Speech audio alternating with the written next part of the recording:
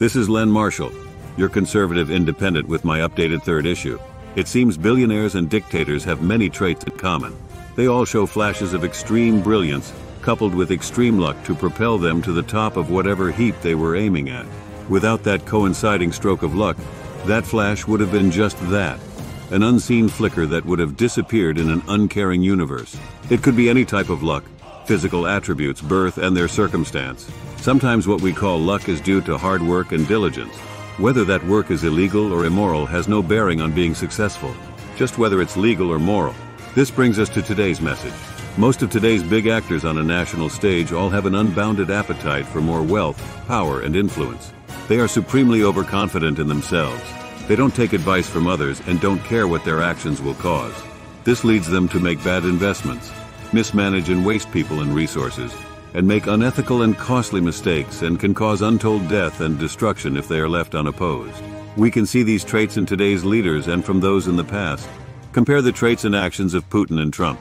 Except for the current war, you could interchange their photos and actions that the media have fed us, and nobody would be able to tell them apart. Indeed, Trump is the one usually wearing the red hat. Musk, Zuckerberg, Bezos, Gates, and Xi all share many of the same traits and their lives, who, with their successes and failures, all seem to follow similar trajectories. What makes them different from the rest of us is that they have their initial successes that continue to allow them to fund their failures, and they can continue undeterred with their schemes well into the future. While a major failure would derail anyone else, they can continue to bore holes to nowhere, blow up rockets, metify the world, and introduce the world to Clippy and the Windows Phone, and again continue on their merry way at least for a while. Putin to Evan, Assad, Kim Jong-un, etc. all follow the same scripts and tell the same lies to their own people and to the world.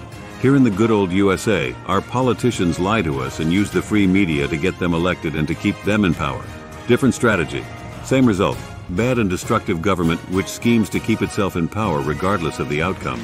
L. Frank Baum was right. If we don't pull back the curtain, we will never get out of Oz.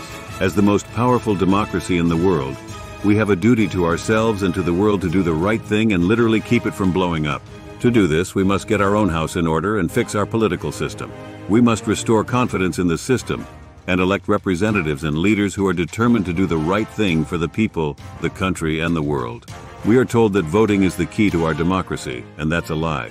Just voting does nothing but fool everyone into thinking that they have done their civic duty, and can now go home and watch a bunch of obscenely overpaid performers on Sunday afternoon while letting our elected officials run us into the ground.